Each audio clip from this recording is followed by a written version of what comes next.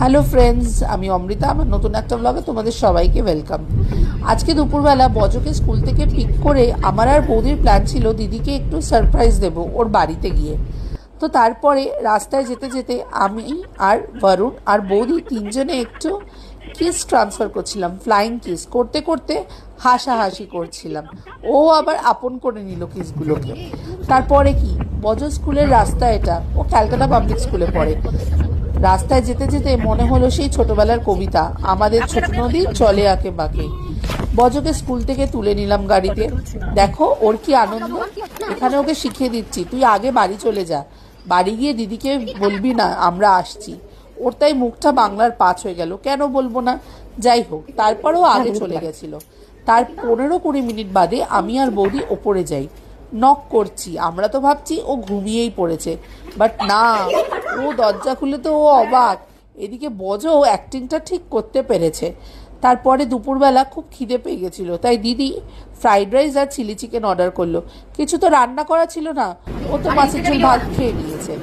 তারপরে খেয়ে দিয়ে আমরা বেরোলাম দিদির বাড়ির সোসাইটিতে, যেই পার্কটা আছে ওখানে ঘুরতে।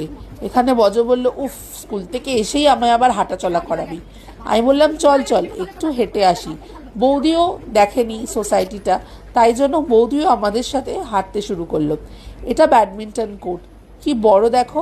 আসলে বর্ষাকাল তো, তাই জন্য হয়তো বাচ্চারা খেলছে না, বাট ইউজুয়ালি আগে যখন যতবারই এসছি ততবারই আমি দেখেছি বাচ্চারা এখানে খেলে, আর অনেকে এখানে হাঁটা চলা করে।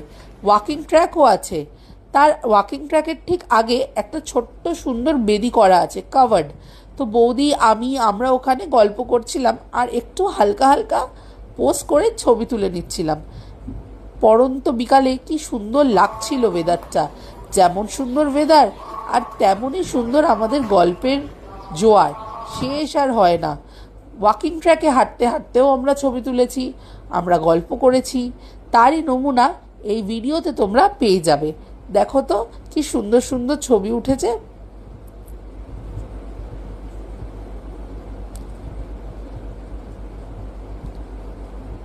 এখানে দিদি আমি সবাই মিলে জড়িয়ে জড়িয়ে সবাই সবাইকে ফটো তুলছি।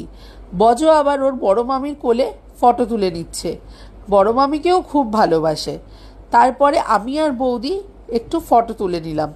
আমরা সেই কোন ছোটবেলা থেকে সবার সখী। বৌদি আসলে আমাদের বাড়ির বড় বৌদি, তাই জন্য বৌদি সবচেয়ে প্রিয়, অ্যাটলিস্ট আমার তো বটেই। তারপরে এই ভিউটা তোমাদের না দেখালেই নয়, কি অপূর্ব লাগছে দেখো।